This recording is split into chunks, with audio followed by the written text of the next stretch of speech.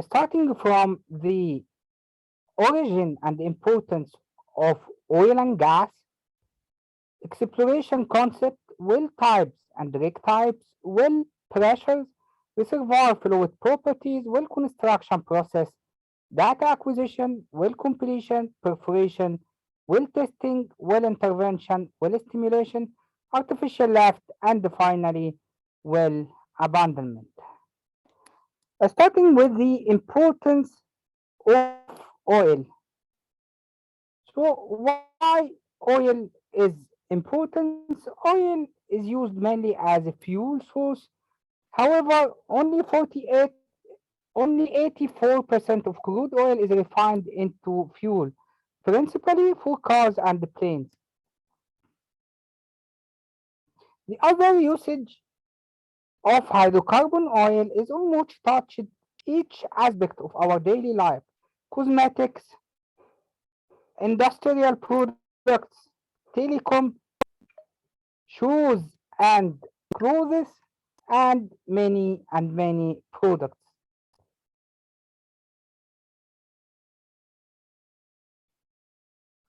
So, what is the origin and chemistry of hydrocarbon?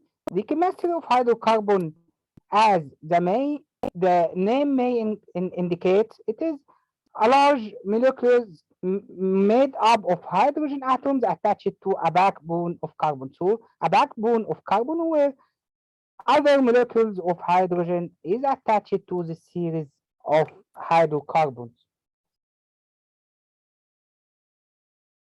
What is the origin of these hydrocarbons?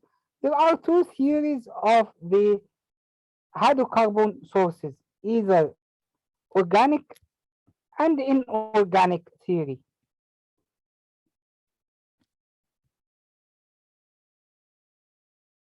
The inorganic hydrocarbon source theory assumes that some combination of chemical reaction occurs naturally to form petroleum and coal. This theory receives a very little support today because all the scientists are supporting the organic origin of hydrocarbon. The organic hydrocarbon source theory states that fossil fuels were formed from remains of plants and animals. These remains had been transformed into hydrocarbon by the action of bacterial action, heat and pressure, catalytic reaction, and radioactive bombardment.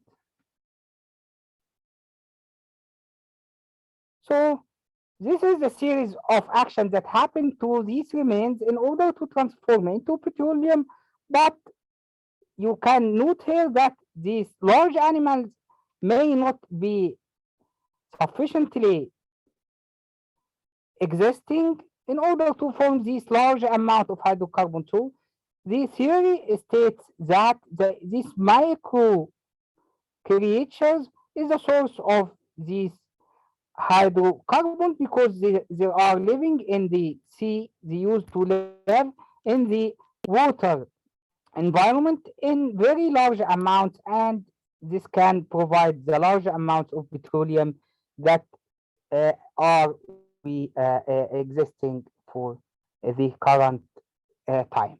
These series of actions, as we said, bacterial action, chemical reaction, then burial as the remains get buried, heat and the pressure would increase, and by radioactive bombardment and time, this would transform by million of years into petroleum.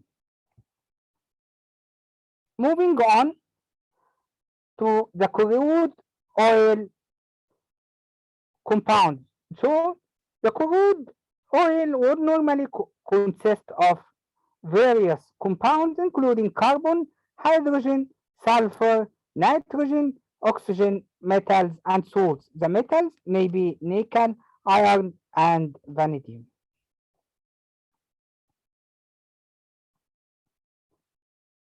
So exploration for oil doesn't mean that we look for subsurface oil pools or lakes.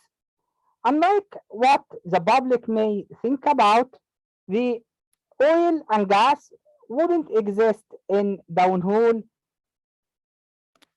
pools or lakes. The oil is entrapped into very fine porous media existing into what we call a reservoir rock, and these fine porous media are connected together, causing two characteristics of the reservoir rock that we would explore during our session. Some rocks are permeable and allow oil and gas to freely pass through them. Other rocks are impermeable and block the upward passage of oil and gas. So, where oil and gas rises up into a dome or anticline, which is capped by impermeable rock, it would get entrapped or accumulated inside this trap. And the main function of the exploration team is to find these structures which are favorable for oil accumulation, which is called traps. The trap would consist of a cap rock, which is impermeable rock, and a reservoir rock, which is porous and permeable rock, and there is a favorable structure for this accumulation. As the oil travels up, it would accumulate, prevented from escaping by the cap rock, and the structure would prevent it from escaping down because it's bounded by water from downside. So this is called the traps. How we search for these traps? By seismic waves, as we will see. Before doing so, we will examine some properties of the reservoir rocks and the reservoir fluids. The reservoir rock, as we said, should have some void space to be able to have a capacity for oil and gas storage. This percentage of void space to the total volume of the rock is called the porosity. The porosity determines the ability of the rock to store oil and gas or store fluids.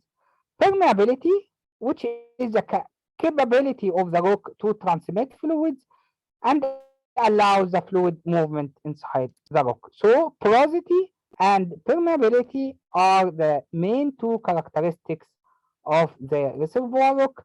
Not all porous rocks are permeable because in order to have permeability, the porous rocks should have the pores interconnected together.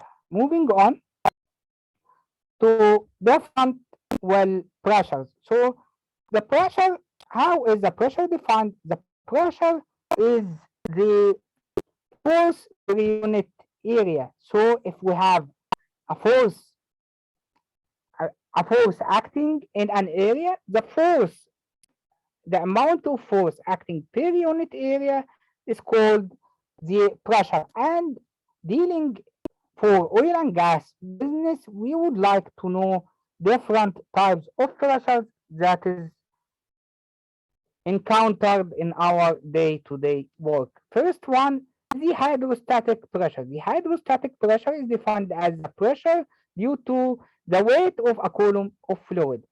That column of fluid, due to its weight, will be acting on the container containing these fluids, and these fluids would exert pressure due to its gravitational force. How could I quantify this hydrostatic pressure? The hydrostatic pressure is equal to 0.052, which is a conversion factor multiplied by the, here we say the mud weight, or it is the gravity of the fluid and subject multiplied by the TVD, or the total vertical depth. Or here we use the vertical depth because the stored energy is uh, is a function of the vertical depth, not the total depth. So in simple, hydrostatic pressure is equal to 0.052 multiplied by the gravity or the density of the fluid multiplied by the vertical depth. Here, the hydrostatic pressure is in psi, the gravity is in ppg or pound per gallon, and the depth is in feet.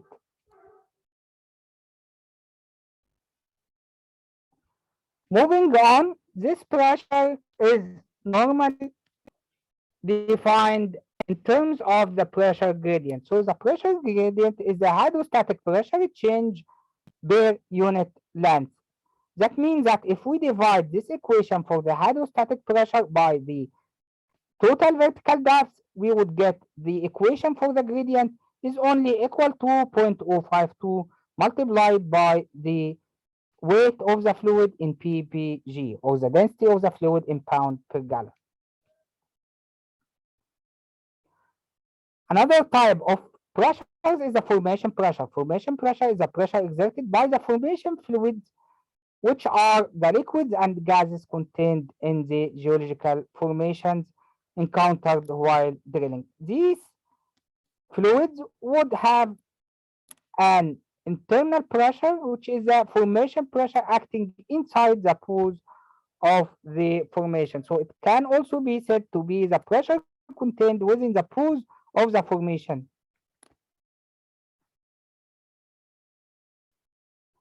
Moving on, the types of pressure, the formation pressure may be classified into three types.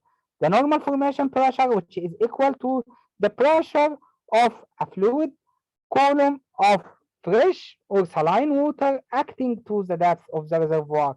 This may be ranging from 0.433 psi per foot to 0.465 psi per foot.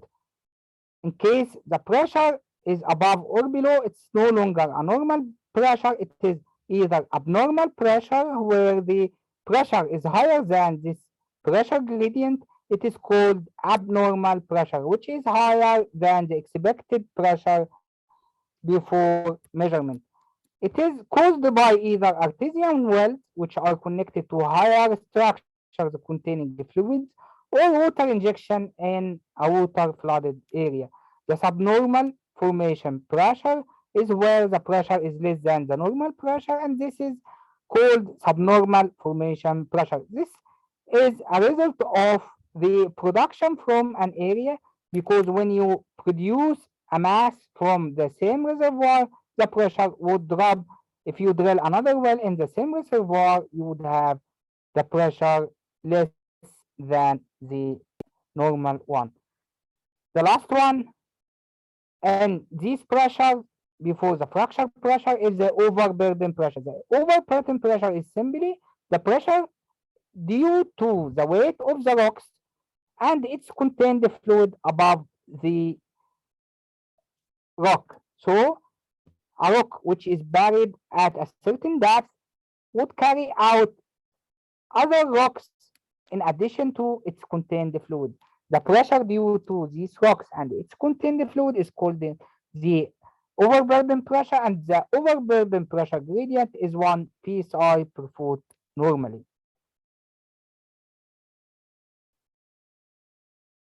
Another form of pressure is the fracture pressure, and the fracture pressure, it is the pressure that causes the formation to fracture and the fluid to be lost in this formation. The fracture pressure is usually expressed as gradient, fracture pressure gradient, which is around 0.65 psi per foot. So fracture pressure, in its simple words, is the pressure that is required to part or split the rock if applied to.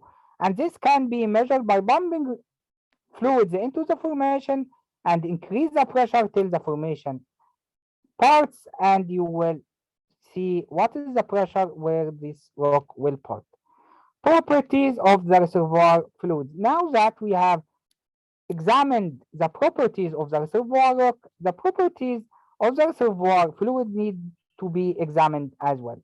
Properties of the reservoir fluid would contain formation volume factor of oil, solution gas oil ratio RS, oil and gas densities, coefficient of isothermal compressibility, formation volume factor of gas, gas compressibility factor Z, oil and gas viscosities, and the coefficient of thermal expansion. The fluid properties for oil reservoir are the oil formation volume factor. It is the volume, the reservoir volume that one stock tank barrel would occupy. So one stock tank barrel at surface would change in its volume as it is in the reservoir. So to produce one stock tank barrel of oil at the surface, it wasn't only one stock tank barrel downhole, it was a bit bigger. Why bigger? Because of the dissolved gas. So in simple words, the oil formation volume factor is the reservoir volume in barrels for each stock tank barrel of produced oil. So the measurement unit is barrel per stock tank barrel. The gas formation volume factor in the same concept is the reservoir volume of one standard cubic feet of gas. So the gas as it is exposed to pressure, the gas would compress and the gas formation volume factor would be less than 1. The total formation volume factor is the volume of one stock tank barrel and its associated gas inside the reservoir. Another Another property of the reservoir fluid is the phase ratios. Either the water cut in percentage, the solution gas oil ratio is measured in standard cubic feet per stock tank barrel. This measures the amount of gas that goes in solution for one stock tank barrel at a certain pressure. Oil viscosities. In order to understand the difference between a viscous fluid and non-viscous fluid, a viscous fluid is like honey and a non-viscous fluid is like water. So oil is viscous fluid, water is a non-viscous fluid. So the viscosity or the dynamic viscosity is the resistance of a certain fluid to flow or change its shape. It is called mu, or mu oil is the oil viscosity, mu gas is the gas viscosity. So it is the resistance of a fluid to flow or change its shape. Water is a low viscosity fluid, honey is a high viscous fluid. The compressibility and thermal coefficient of volumetric expansion. So the compressibility is a change in volume per unit change in pressure. So if we change the pressure with a PSI, we see how much is the relative change in the volume compared to the original volume. This is called the compressibility factor. And the thermal coefficient is in the same manner, is the change in volume per unit change. And temperature, this one is measured at the same pressure and this one is measured at the same temperature because we have to target only one parameter to change. So in addition to these characteristics, the density of a liquid is a mass per unit volume. So suppose that we have 1 cc or cubic centimeter of water.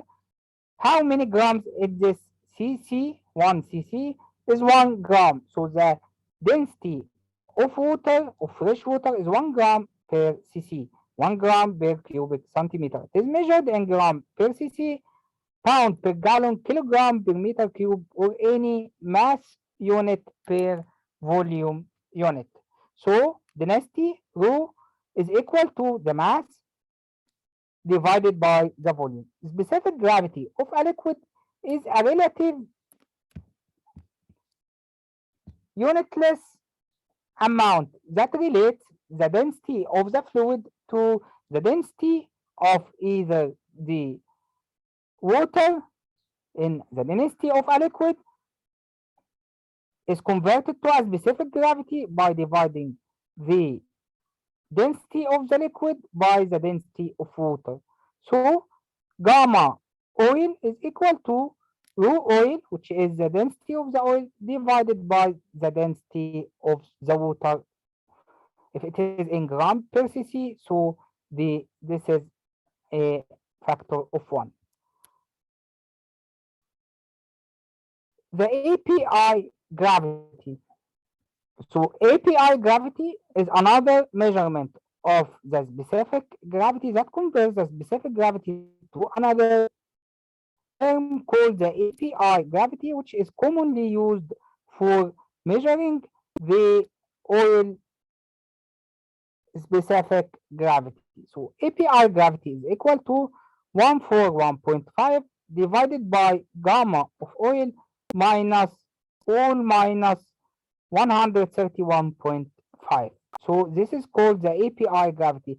And as the equation states, as the specific gravity of the oil increase, the API would decrease. So a crude oil with a lower API is higher in density or denser fluid. So these are some reservoir fluid properties plotted against the pressure. Suppose that we have one stock tank barrel of oil at surface and it's gas. What does it mean, stock tank barrel?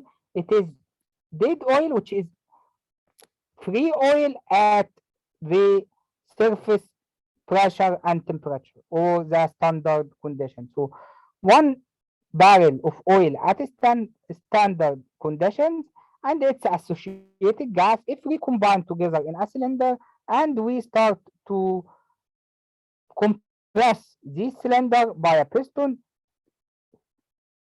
what is going to happen? What is going to happen is that some of these gas will start to dissolve in the oil. This gas that go in solution with the oil will cause the oil to increase in volume. So the liquid volume in the reservoir is higher than the liquid volume at surface. The number of barrels that is in the reservoir is higher than the number of barrels after we produce them because some associated gas will just release, some dissolved gas will just release. This will continue, the oil volume will continue to increase due to the dissolution of gas into solution until we reach what is called the bubble point. The bubble point is the point where the pressure at which the first bubble of gas starts to release as we decrease pressure or starts to disappear as we increase pressure. So the gas will start to go in solution until all the gas go in solution at what we call the bubble point pressure. Then any further increase in pressure will cause this amount to decrease in volume and the formation volume factor will decrease. So below the bubble point, any increase in pressure would cause the liquid volume to increase, and above the bubble point, any increase in pressure will cause the volume to decrease. Also, the viscosity, as we increase pressure, the gas will dissolve in the oil, making it lighter and also movable, more movable liquid. That's why the viscosity would decrease as the pressure increase till we reach the bubble point, and the viscosity will start to increase again as we raise the pressure above the bubble point. In the same manner, the solution gas oil ratio will increase till all the gas goes into solution and it will start to be constant above the bubble point pressure because no more gas would go into solution. Then what we need to examine is the flow of fluids inside a porous media. The flow of fluids inside the porous media is controlled by what we call Darcy law for linear flow. So for a linear flow into a porous media, the flow rate will be depending on several factors. The flow rate will increase as the area increase because as the area increase, the resistance of the medium to the flowing fluid will decrease. So as the area increase, the flow rate will increase. As the length increase, the resistance will become more and the rate will decrease. As the viscosity increase, also the rate would decrease. And the other factors, in addition to the transferring medium characteristics and the fluid characteristics, is the delta P or the differential pressure. So as the differential pressure between the start point of the flow and the end point of the flow, as the fluid will travel from the high pressure to the low pressure, As this pressure difference increase, the rate will increase. So as the pressure, the starting pressure become higher and the ending pressure become lower, the flow rate will increase. This is the Darcy law for flow into a linear porous media, and the constant of this proportionality is called the K, or the permeability. The permeability is a measurement of the medium ability to transmit fluids. From this permeability is equal to Q mu L divided by A delta P. When the Darcy law is transferred into a radial flow equation, this radial flow where the length is now a function of the radius from which the flow starts to flow, the fluid starts to flow, and the radius of the well. So this is the length in which the flow will travel. In addition, the area will be dependent on the radius as well and the height of the reservoir. So the area, the length are replaced by the height and the radius. Now, the Darcy law in its radial flow form is Q equals to 2 pi multiplied by K, which is the permeability, multiplied by H, which is the height of the zone, divided by the viscosity of the fluid. As the viscosity increases, the rate will decrease. And on the mu is also multiplied by ln RE, which is the drainage radius, divided by RW, which is the well radius. So here, as the radius of the well increase, the flow rate should increase, and as the drainage radius decrease, also the rate should increase. Here, all this is called the productivity index, or J. This productivity index represents the linear form of Darcy equation, and all is constant for the same fluid and same reservoir. So for the same fluid and the reservoir, R, RW, mu, K, and H would remain the same. This is all multiplied by the delta P across the reservoir, which is the P static minus PW, or the PWF, bottom hole flowing pressure.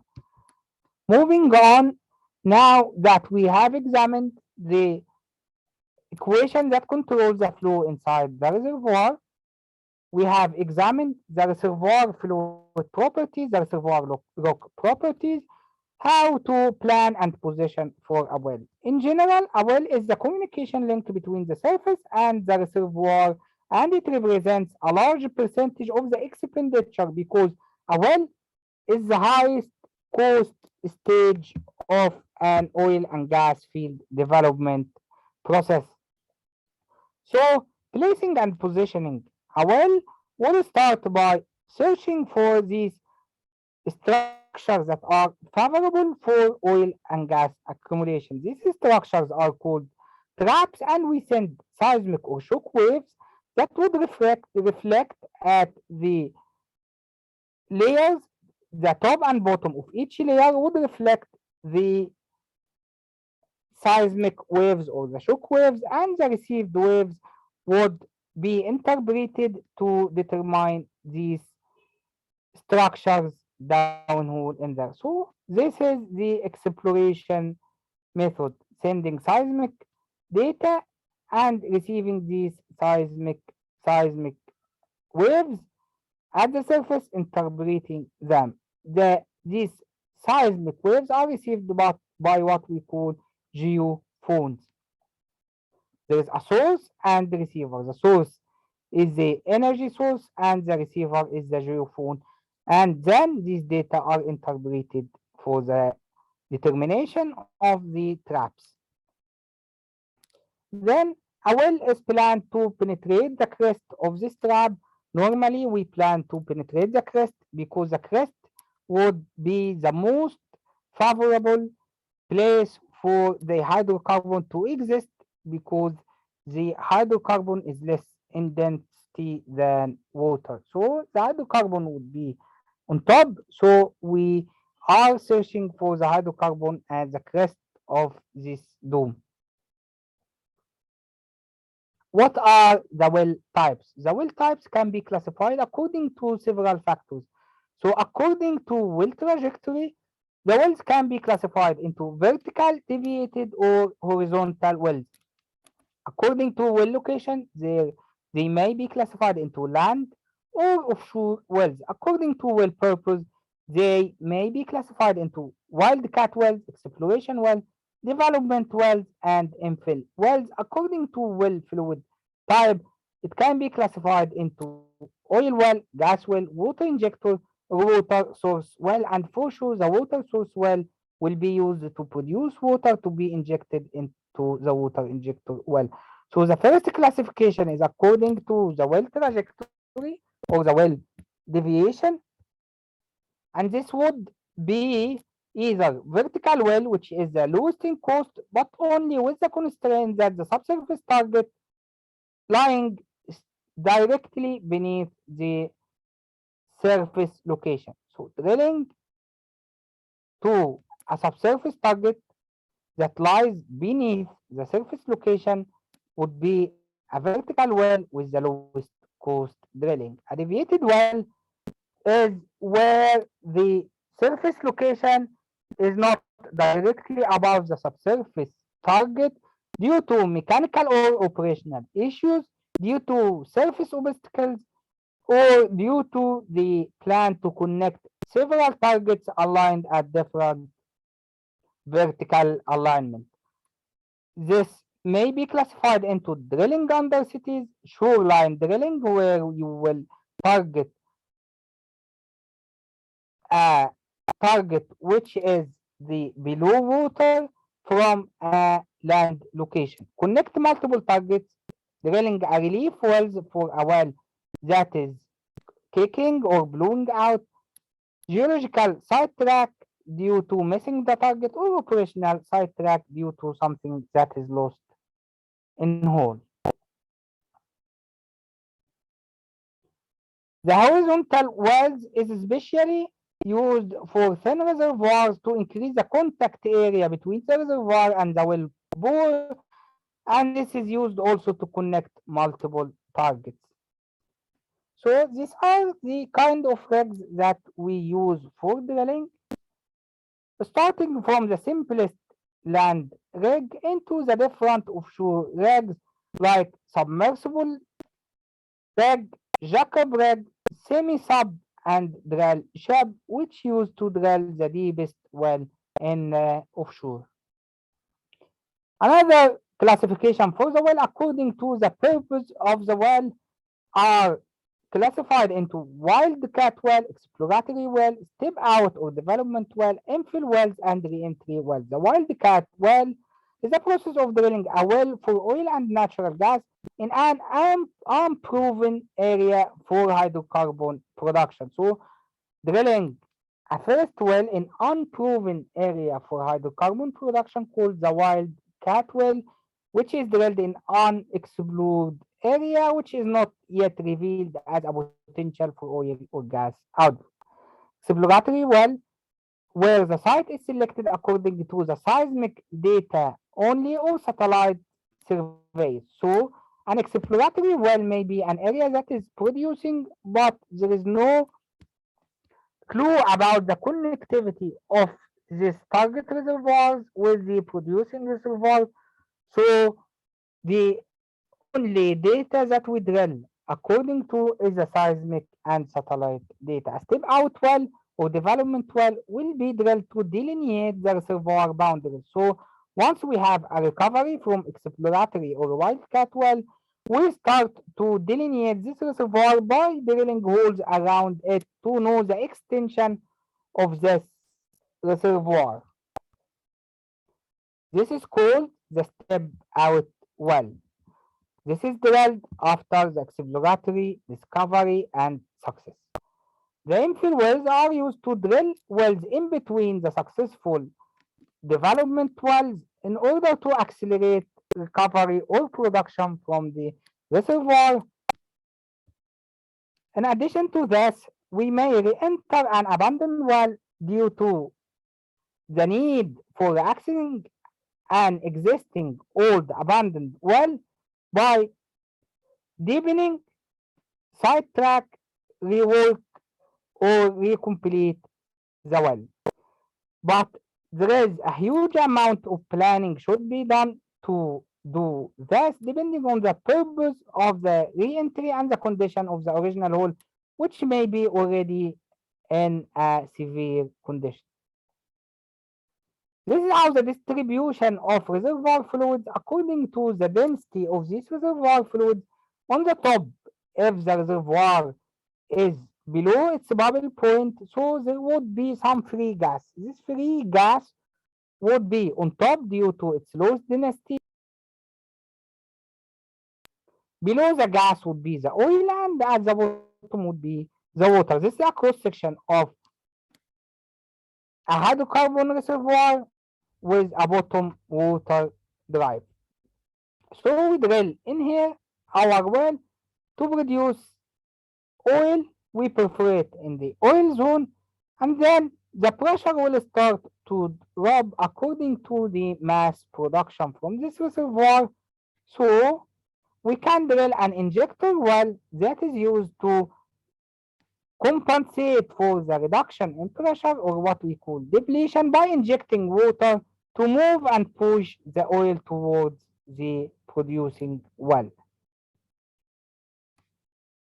What are the components of a drilling rig that is used for drilling? We have the power system, which is used to generate the power for the rig to operate, the hoisting system used to trap the drill pipes and drilling string components in and out of the hole. In addition to this, we have the rotary system, maybe a Kelly and rotary table or a top drive system, which is used to rotate the drill string and consequently rotate the drill bit and drill ahead.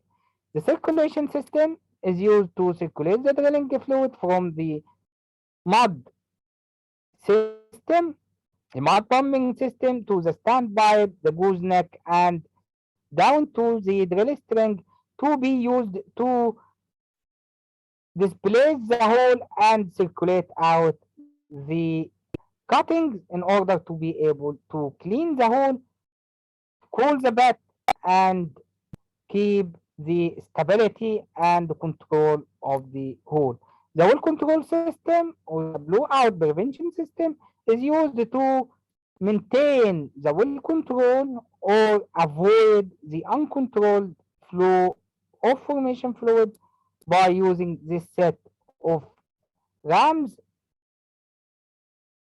installed at the top of the surface casing. The well construction process, how a well is drilled. Drilling a well will start by a conductor pipe, which is either hammered or installed at the topmost section of the well. Then, after running the conductor pipe, we will start drilling inside this pipe. What is the function of this conductor pipe? Is to orient the drilling for the hole, to keep the surface unconsolidated sands from healing and filling the hole, to prevent the shallow water and shallow gas zones. Then we run the drill string. At the bottom of the drilling string is a drill bit, which rotates to cut the rocks, and these cuttings is displaced by the mud or the drilling fluid. The drilling fluid should have hydrostatic pressure in the normal drilling over balanced drilling. The hydrostatic pressure of the mud should be higher than the reservoir pressure in order to prevent the uncontrolled flow of reservoir fluids into the well and up to the surface. So we drill ahead, then we need to prevent this hole from collapsing, so we run a surface casing with the function of isolating shallow water zone from the hydrocarbon zone, preventing the surface hole from collapse, and also to act as a base for the BOP. We isolate these zones, and the bottom of the surface casing should be inside a competent formation to prevent the breakdown of the formation and the shoe.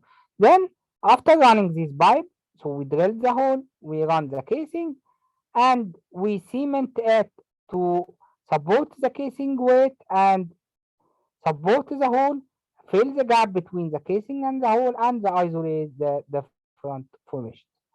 Then we drill ahead with a smaller size drill bit and run another casing called the intermediate casing, which is optional casing and is used in case of problems. This intermediate casing is used to isolate the troublesome zones like a high pressure zone, a high losses zone, or any of these kind of zones. So intermediate casing is run to isolate the troublesome zones.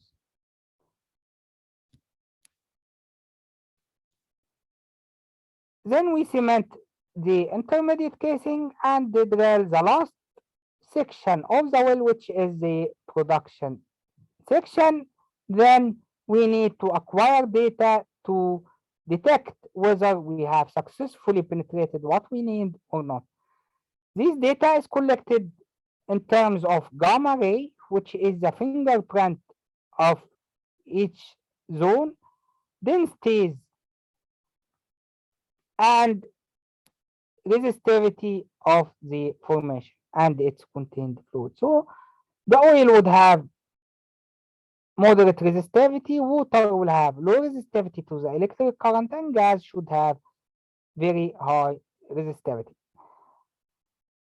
In addition to this data, the petrophysicist will use these data in addition to the collected reservoir pressure mobility, which is the K over mu. Mobility is equal to the permeability divided by the viscosity. So we collect the data enough to have the data what we see in the Darcy equation. The depth, the height, the fluid content, the fluid pressure, the mobility, and also we can collect some fluids to do some analysis by collecting a downhole sample from this reservoir. Then what? It comes to the production technologist and the completion engineer to align between the different functions to decide what we can do with this well. For example, a well that is there contains gas, which is here in green, oil, which is here in red, each of them with its depth, the top depth, the bottom depth, the quality is known, the porosity is known, the pressure is known, the mobility is known. And here we have the normal is an increase in the pressure as you go down. Here, this is unlike the normal. This is a very depleted than normal water-bearing reservoir. Then it comes the role of the completion and production technologist to decide what to do with this well, either to complete it on gas, on oil, or on water. How come we complete on water? For example, as we said before, having this subnormal pressure, meaning that there is another oil well in the up depth producing from the same reservoir. So maybe the final decision is that injecting water at this zone would support the oil producing well and increase its production with a gain that is higher than the gain from either the gas or oil zone. So the normal rule of thumb that the bottom-up production is the best methodology for the production from a well. So completing a well from the bottom up will avoid many complications for the future well intervention. Another thing that the completion and production technology engineer should foresee what is the future of this well and how does it impact the other wells, and if there is a surface facility that can produce or inject in this well, like having an alley in the production facility to accommodate the added production from this well.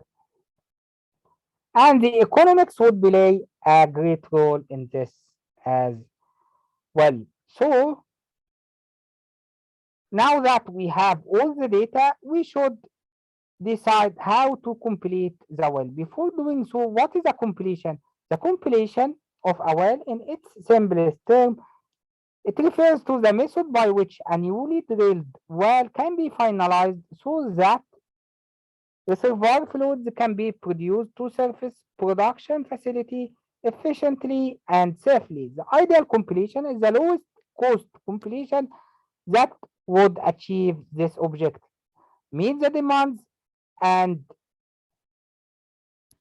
produce these fluids safely during the well lifetime without any issues.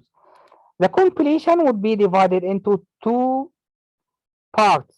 So completing a well would include the sand face completion and the top completion. The sand face completion, which is the interface between the wellbore and the reservoir, may be completed as a horizontal, vertical, or deviated well.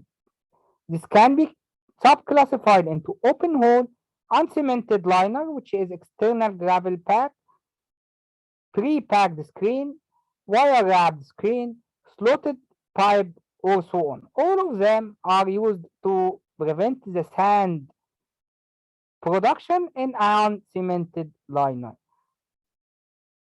Then both of them doesn't allow for the selectivity of the production from different zones.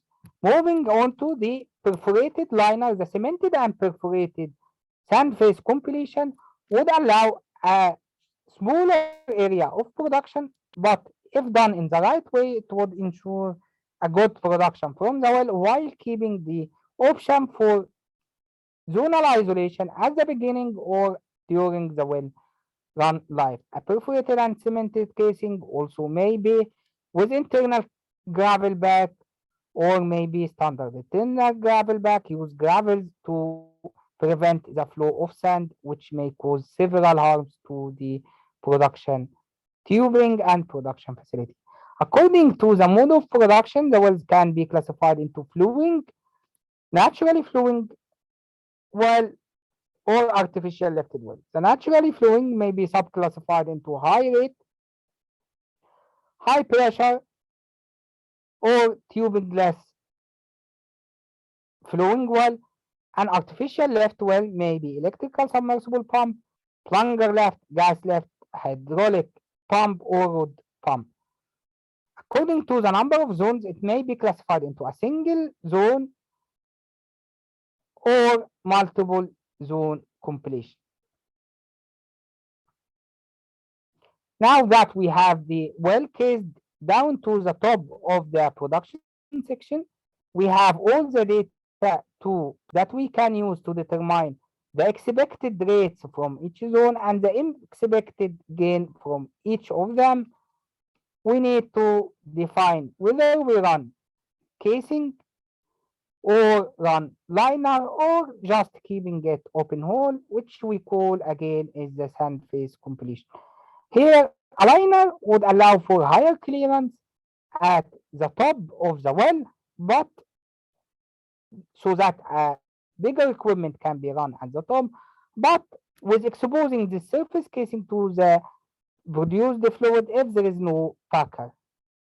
A casing would cover the surface casing, a production casing can cover the surface casing and ensure a safe production up to the surface if we foresee something here needs that the well need to be covered to the surface. Then we cement either this liner or casing.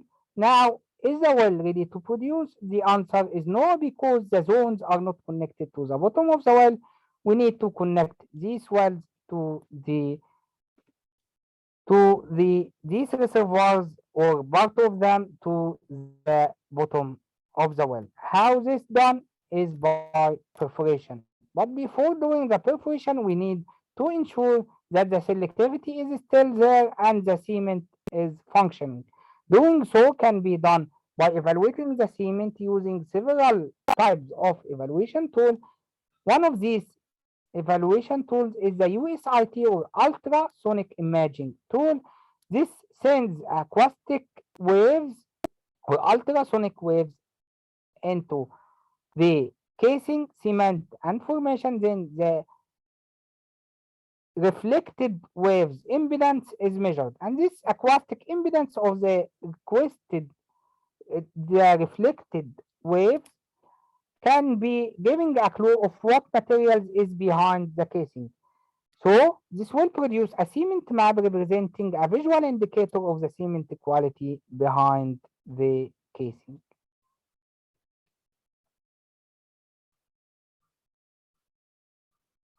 This is an example of a USIT tool results where the light blue color indicates that there is no or poor cement around the well bore. Here is a typical case where the zonal isolation is not achieved. The casing is there, but there is no cement to isolate the two zones. So if we perforate one of the two zones, the other one would contribute into the production because it is already open from behind the casing. That is the importance of the cement quality log and to decide whether we are going to do a cement repair or to keep the well as it is.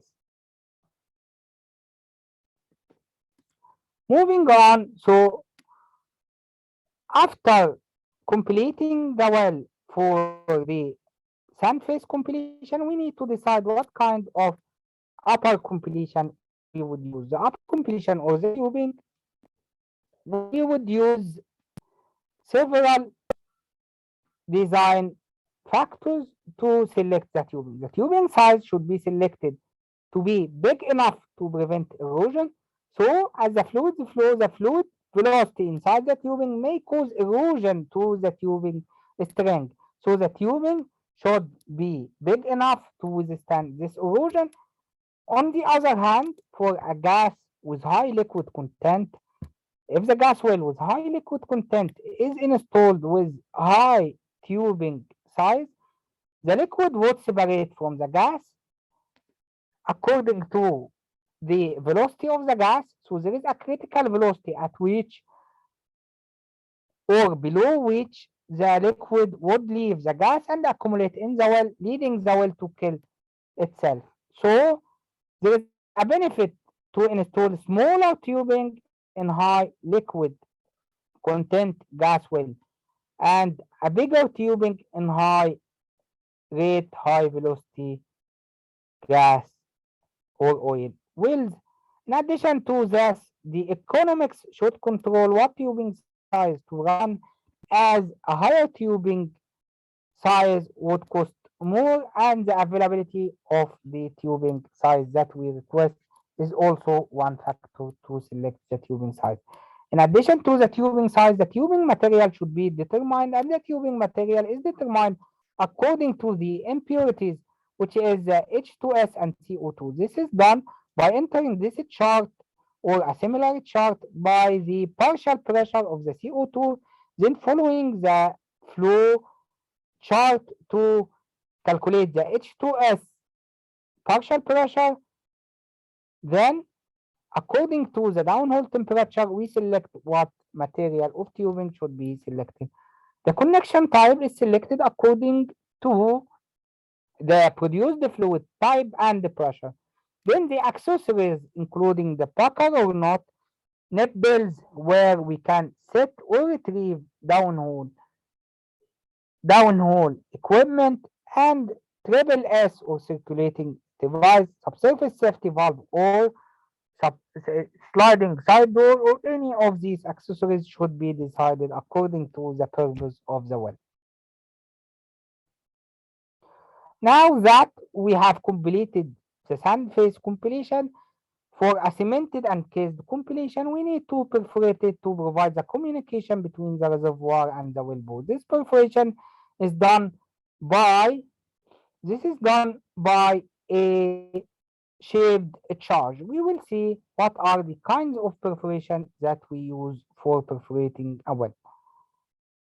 Okay, so to summarize what we have seen in the previous part before going to the next, the process of completing a well includes sand phase completion, which is a method of providing satisfactory communication between the reservoir and the borehole, either a barefoot or open hole, a cased and cemented well with a perforation plan, or slotted liner, sand control, gravel path, or any. The design of tubulars according to size and material, a preferred method of raising the reservoir fluid, either natural flow or artificial lift, and this can be foreseen by modeling according to the acquired data. Design and installation in the well of the various components or completion accessories, like we said, the nipples, the packers, the circulating devices, and all. In addition to the safety accessories like the subsurface safety valve, which is used to shut in the well from the downhole in case of emergency. The reservoir or sand phase completion, as we said, may be a barefoot, which is open hole completion, pre-drilled or slotted liner with low control on the zonal isolation, but some control on the sand production with these slots. A cased and cemented liner, which have a zonal isolation and selectivity of the perforation zone, but also with a limitation in the flow area. Not all the reservoir area is exposed to the flow. This is additional installation of sand control screen or gravel bag that prevents the flow of sand into the wellbore.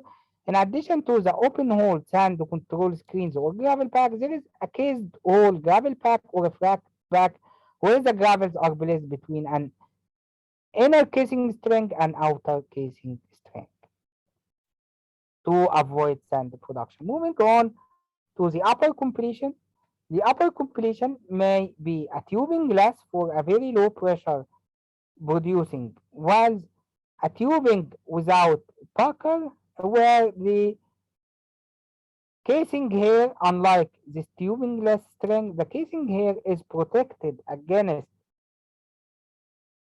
the casing is protected against the fluid flow of the formation fluids, but the annulus has only one barrier at the surface, which is the side outlet valve. Here, the pucker isolation is used to isolate the annulus from the reservoir fluids by using a set of rubbers and slips. This pucker will act as the primary barrier for the well fluids to migrate and escape to the surface. A dual completion will employ a smaller size tubing run side by side into a well with a special pucker type, a long completion and a short completion. The long branch will target a bottom reservoir and the higher one, so it's a two in one well. Each zone will produce separately in a separate path to the surface but from the same well.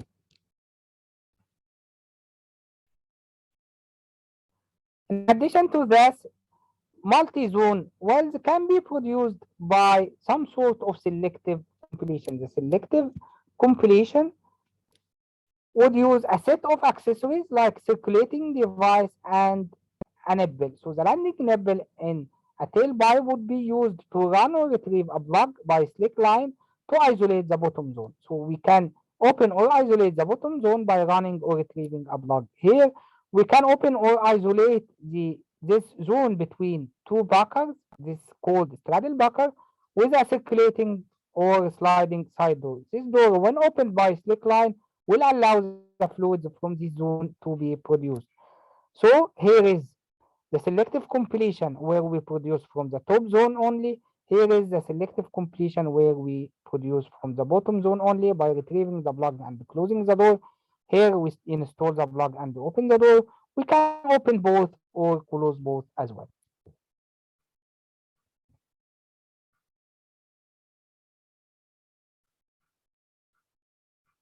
So perforating the well is the action of creating a flow path that bypasses the casing, the cement, and penetrates into the formation with a reasonable depth of penetration. This is achieved by what we call the shaped charge. Shaped charge, lined and shaped charge would come with an internal liner shaped into a conic shape. When perforated, it will act, this liner would melt and act as a projectile that penetrates through the formation and allow the communication between the reservoir and the well bore. Here there are several techniques of perforation, including the TCP or the tubing conveyed perforation. The TCP may be subclassified into TCP shoot and pull, shoot, or TCP shoot and drop. The TCP is where the guns are conveyed onto the tubing string, either a temporary string where the gun would be retrieved again. This is called shoot and pull, or on the permanent completion, it is called shoot and drop or shoot and stay. So for a TCP, you can carry out higher length guns and bigger guns also due to the carrying capacity of the tube. So there is no limitation on the length, no limitation on the weight of the guns. But for a TCP shoot and pull, you would need to kill the well again to retrieve the guns and install the final completion. And this killing would come up with the some damage for sensitive formation. In addition to this, there is a TCP shoot and drop where you would need to drill more while planning for the well. You need to plan for more deeper drilling in order to accommodate the drop gun. With the same advantage of the bigger and higher in length gun, you wouldn't be forced to kill the well, as you will not be in a need to retrieve this completion and this gun again because you drop it in the rat hole. Planning for this should allow the gun to be dropped at a depth that would not give any restriction to the flow from this reservoir. So you perforate and drop, achieving bigger gun size, bigger length or higher length. Enough barriers are in place, no need for killing, and the underbalance can be achieved in both TCP, shoot and drop, shoot and hold, or shoot and pull. So high underbalance can be achieved. Long gun can be used. Big gun can be used, but additional drilling should be secured to accommodate the dropped gun. In addition to this, for perforating a live well without the need for a rig entry, you can use a through tubing E-line perforation. This ensures enough barriers that can be done at any stage of the well life. The underbalance can always, or in most of the cases, achieved. It is done as rigless operation without the need of the rig, but there is limitation on the length and size of the gun. Why the gun size would be limited? Because we need to choose a gun size that would run through the minimum restriction in the tubing completion and perforate through the higher casing size for a non-monobore completion. So the gun here would be limited in size to be able to run through the smaller in size tubing. You run and perforate and you can produce the well straight away if you are perforating in underbalanced condition.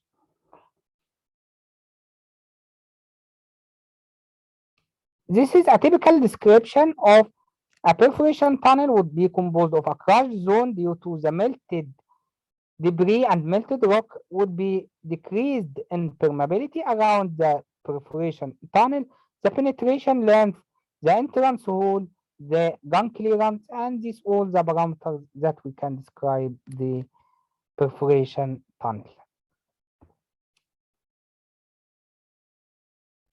Testing a well.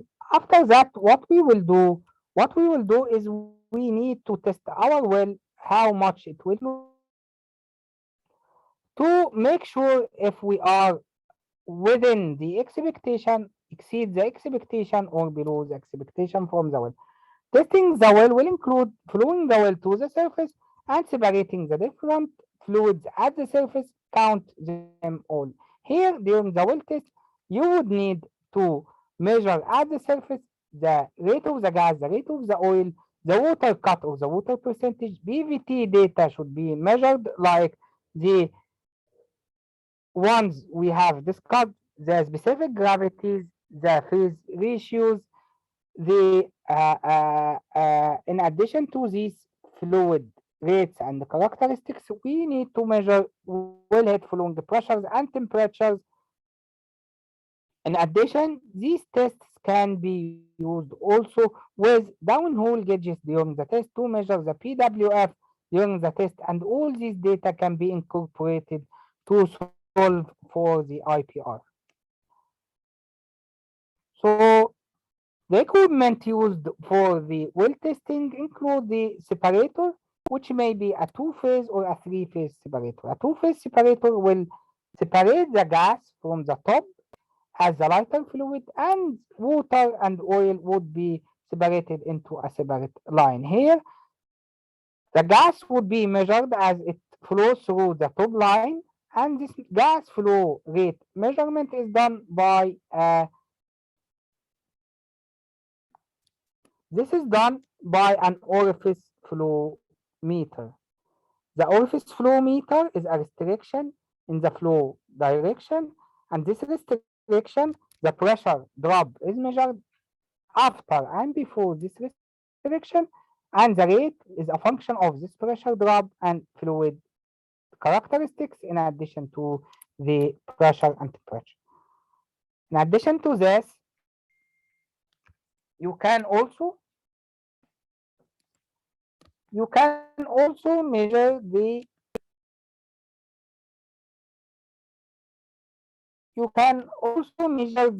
flow rate of the liquid. If it is a two-phase separator, you will measure both water and oil together. If it is a three-phase separator, you can measure each phase stand alone. This measurement of the liquid flow rate is done by the flow meters. A flow meter is a turbine flow meter where the fluid flow will rotate this spinner, and the spinning rate in RPM is converted into flow rate, and this is calibrated by calibrating the spinning or the rotational speed to the measured rate. Here we can get samples also and determine what is the water cut. For a two-phase separator, we would get a sample from the liquid, see what is the total rate and what is the relative amount of water and oil in this total rate. What are the types of tests that are carried out? Multi-rate test is used to construct the flow performance relationship, and this is done by collecting downhole pressure data and manipulating the choke to get different stable rates. In addition to this, drawdown test can be used, which is suitable for new wells. No need to lose production by flaring or closing the well. The reservoir volume can be determined by a drawdown test where we flow the well and test the well for a long period while measuring the downhole pressure during this test. This measurement, the disadvantage of this is the measurement should be done at a stable production rate, and it is difficult to maintain a constant production rate.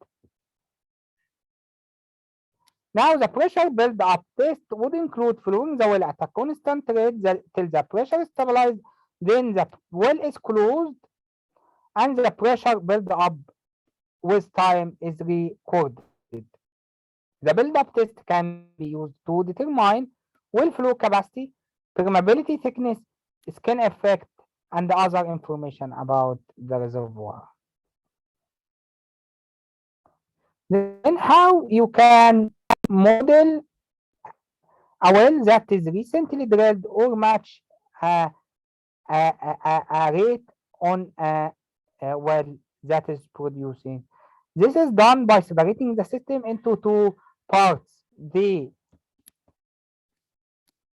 inflow performance, which describes the relationship between the rate and the bottom hole flowing pressure, the rate inside the reservoir and the bottom hole flowing pressure. For sure, as the bottom hole flowing pressure decrease, the back pressure on this reservoir decrease and the rate will increase. So this is an inversely proportional relationship between the flow rate and the bottom hole pressure there. So treating the reservoir as a separate system will give us the IPR or the inflow performance relationship.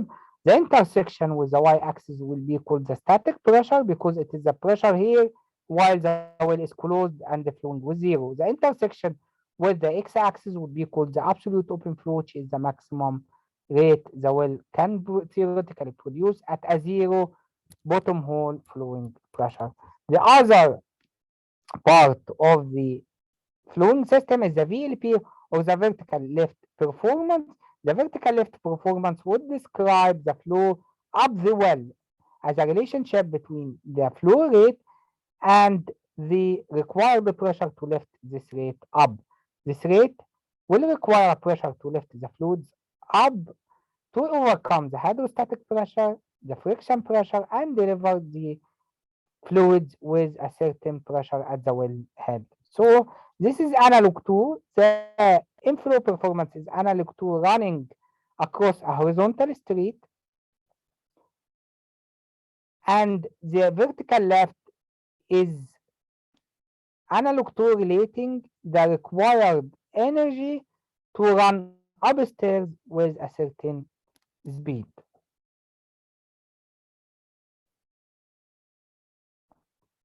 Moving on, this one we have examined just before, but at the bubble point, as the pressure decreases, as we said, the gas will start to evolve from the solution, and this gas, the effect of this gas is the deviation of the IPR from the linear relationship to another curved relationship. This relationship below the bubble point will be described by the Vogel equation, and we will examine the Vogel equation in the upcoming. In addition to the productivity index for the linear IPR is determined by the permeability and the characteristics of the reservoir, the characteristics of the fluid, radius of the wellbore, and radius of the drainage.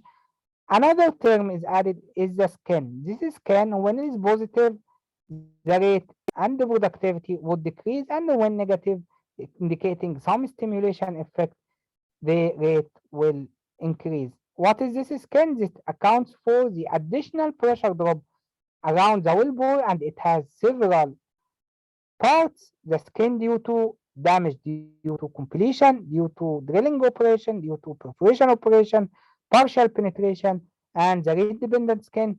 All this will affect the pressure drop around the wellbore will increase due to all these factors. In addition to the stimulation, which will cause the skin to be negative and the pressure drop around the wellbore to decrease and the production to increase. This is a Vogel correlation that describes the flow below the bubble point as a relationship between the bottom hole flowing pressure and the flow rate. And as we said, this is no longer a linear equation.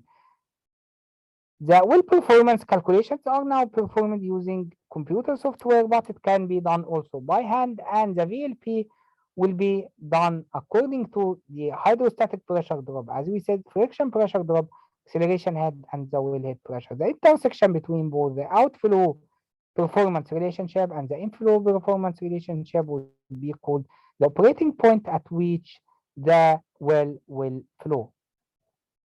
This represents the IPR relationship expected while the all the parameters keep the same except the pressure is decreasing. So as the pressure is decreasing, the IPR will be shifted to a parallel line to the previous IPR, intersecting the y-axis at the new static pressure. The well intervention method. Well intervention is a well service activity on a live or a dead well for the reason of removing obstruction like sand, block, wax, or asphaltene, scale, or paraffin, or hydrate, eliminating excessive water or gas production, repair mechanical failure, well stimulation, increase production by bringing other productive zone like adding perforation, maintain control of oil and gas and water production by isolating some layers, monitor reservoir characteristics by running memory gauges or surface readout gauges for the pressure and temperature in addition to the production logging techniques, isolating zones or wells. So this reckless well intervention may not be always the case. We may need to work over the well that includes a smaller rig than the one that had been used for the drilling for the purpose of retrieving tubing retrievable safety valves which cannot be run or retrieved by the wireline, repairing casing tubing or pucker leak, casing tubing collapse, serious cement failures, insufficient system for artificial lift, so we need to install artificial lift, recovering a fish that cannot be recovered by the well intervention. So well intervention techniques would include the wire line. The wire line would be classified into slick line, braided line, and electric line. A slick line is a seamless stainless steel line that is used to run or retrieve mechanically some equipment. A braided line acts also mechanically but with no electric connectivity and the wires are stranded. The electric line is stranded wire also but including an electric internal wire. This is the wire line. This is a slick line rig-up where the slick line is coiled around a drum and can be run in whole without pressure escaping of the fluid. So this uses a series of equipment called the PCE or the pressure control equipment, including risers, BOPs, lubricators, stuffing box, which will seal by rubber around the wire while it is stripped in and out of the hole. So this set of equipment would control the pressure of a live well while intervening. In addition to the slick line, the wire line would come next. So the slick line is used to set, seal, leave, and later retrieve devices mechanically in a compilation string, establish communication by mechanical perforation of a tubing string, opening or closing a sliding side door or a circulating device, allow the gathering of downhole data by use of memory gauges, pressure and temperature to carry out remedial work like fishing a broken or stuck component that can be retrieved by the slick line mechanically without the need for code. The electric line is the same concept but with a surface readout and the wire is stranded. Being stranded will not be fit for the idea of isolation around the wire by the rubber element, so the grease pressure is used to isolate around the wire in the stuffing box, and there is a surface readout through the electric connectivity between the surface and the downhole tool. This is used for logging, for coring, for parker setting, or for perforation activities.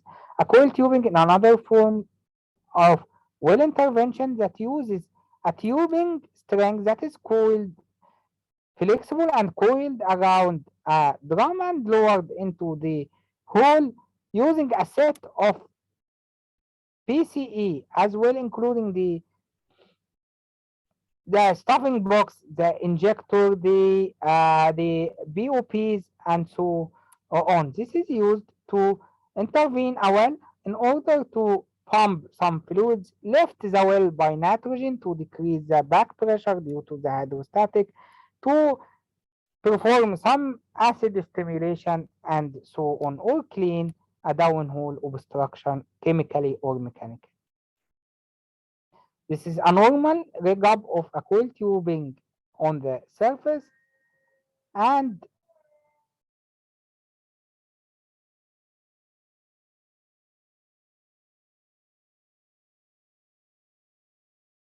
this is the types of well intervention that we can see, assuming that a well which was naturally flowing recently lost or stopped production. What will you do?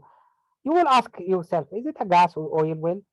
Is the production lost suddenly, or is it a water flooded reservoir? So if it is gas well, meaning that there is no much that you can do with recompleting with artificial lift. Oil well may be recompleted with artificial lift. Is it economic to intervene and bring the well back to production?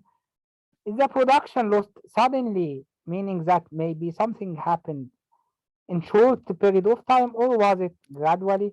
Is it water flooded reservoir so that you can measure the pressure and or increase the water flooding rate in the water injector well? So you need to check any change in wellhead back pressure from the network. So if it is high back pressure from the network, maybe this is the reason the wellhead was lower and another well is introduced to the system that causes back pressure and death or cease to flow of the well. So try to prove that the flow path is open and clear of any obstruction by running a slick line dummy run. Is there a proven obstruction after this run? If it is salt, you can pump fresh water. If it is acid soluble, you can use CTU to pump acid on top of this obstruction. No obstruction, what you can do? What is about the well or reservoir static pressure? Can I carry out a static bottom hole pressure survey with a slick line to detect what is the reservoir pressure, and any drop in this reservoir pressure may have caused this well to stop production? Is this a pressure drop in the reservoir pressure or increase in water cut increasing the hydrostatic pressure?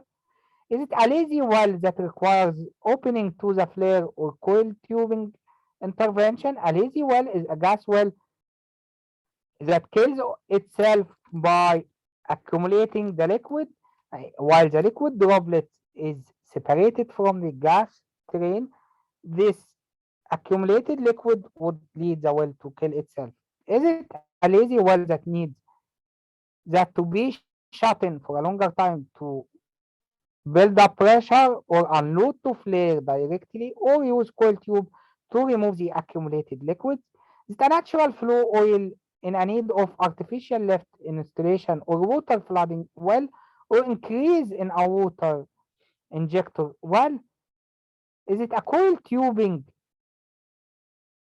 Is a coil tubing test can be done economically using a memory gauge downhole to lift and test the well and simulate if there is any drop in the productivity needs to stimulate by acidizing, acid wash, reperforation, or frac. There may be other reasons as well can be detected by the production logging tools to determine zones favorable for water shutoff. Is there a zonal change opportunity or a zonal isolation change? Is there other zones that can be added to reproduce the well, like adding a gas zone in an oil dead well for self gas left? All these questions should be answered to determine the way forward. So here is a high pressure. Here the pressure is 5,000. The static pressure, as we said, is the intersection between the IPR and the y-axis. This is a high pressure, high quality well where, or good quality well where the productivity index is quite reasonable. the absolute open flow is 500, but the intersection is to the left because the VLP is very high. So there is back pressure or something that is need to be modified in the upward lifting. So the vertical, this is a well suffering from a vertical lift problem. Here the pressures for the vertical lift performance is relaxed and the rate is reasonable at the right portion of the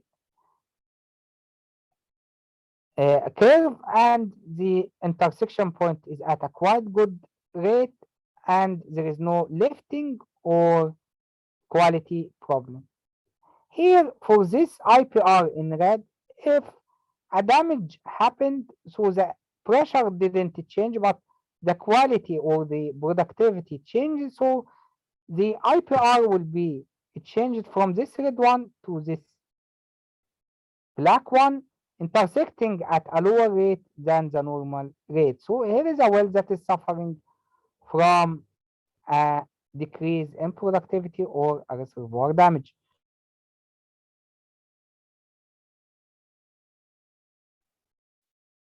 Here is another example of a well that depletes in pressure and the IPR is moved from the red one to the green one due to the drop in pressure. Here the pressure dropped from 5,000 down to 3,000. The VLP is not affected and the problem here needs water flooding. This needs water flooding, that one needs stimulation, that one needs no further action, or maybe a stimulation for more rate, a nice to have stimulation. This is needs artificial lift or decreasing back pressure.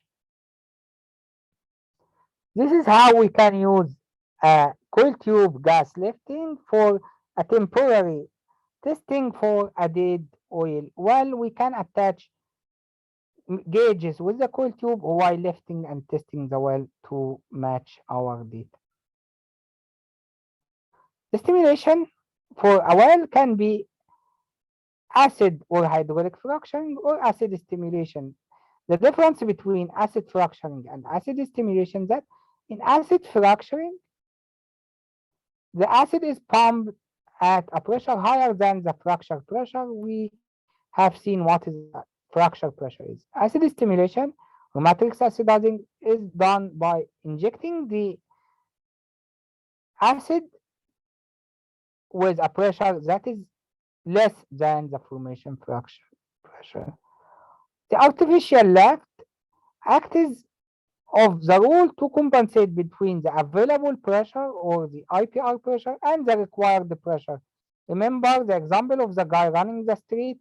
He will reach the door with available pressure and he need to go up to have a minimum energy to go up, which is the required pressure. So the VLP is the required pressure, the IPR, the available pressure, the difference between both can be compensated by some sort of artificial lift. The artificial lift may be pump lift or gas lift. The gas lift used to decrease the hydrostatic pressure by injecting some sort of gas to lighten the fluid column and allow the well to produce by its internal energy. The pump lift may be a positive displacement pump like a sucker rod pump or a PCP pump or a centrifugal pump like submersible electric pump. This is a typical scheme for a beam pump or sucker rod pump that used to convert the that is used to convert the rotational movement of the prime mover into up and down movement. This is a normal positive displacement pump. There is one standing valve, one traveling valve. Moving down, the traveling valve will open, allowing some oil to enter above the plunger, and this one will close. Moving up, the traveling valve will close, allowing the oil that is entered the tubing to be displaced up, and the standing valve will open, allowing more oil to enter, and so on. Moving down, traveling valve opens, oil enters the tubing, and standing valve closes. Moving up, the standing valve opens, allowing more rate from the reservoir below the plunger, and the traveling valve will close to displace the oil to the surface. In steps, electrical submersible pump will be composed on of a multi-stage centrifugal pump, which is a pump, a motor, which is electrical motor, three-phase electric motor driven by electric power delivered to the motor by electric cable. In addition to both, the motor cannot be coupled directly to the pump due to the pump is containing oil fluid and the motor is containing motor oil. So a seal is used to couple the motor to the pump without pressure communication between the fluids inside both. This is a cross section of electrical submersible pump, a multi-stage centrifugal pump. So in addition to the pump left, the gas left is where the gas is injected through the annulus into the tubing through gas lift valves, and this lightens the oil inside the tubing, allowing the hydrostatic pressure drop inside the tubing to be less, and the oil can be brought back to production. So we have discussed now types of oil stimulation, actions needed to recover a cease to flow or a dead well, what are types of artificial lift, how to determine the well flow rate, the nodal analysis, the steps used for drilling and exploring for oil and gas, in addition to the origin and components of oil and gas. Now it comes to the end of a well life, which is the well abandonment. A well is said to reach its economic limit when its most efficient production rate doesn't cover the operating expenses. So drilling for oil and gas is for production and for profit as well to gain some money. So if all the expenses that I need, including the taxes and the operating expenses, exceeds the gain from the well production, that means that the well had reached its economic limit and needs to be abandoned. Abandoning the well when the economic limit is raised, the life of the well is shortened and proven oil reserves are lost. When the economic limit is reached, the well becomes a liability and is abandoned.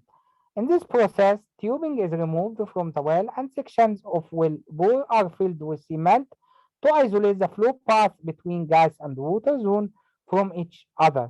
The surface around the wellhead is then excavated and the wellhead and casing are cut off.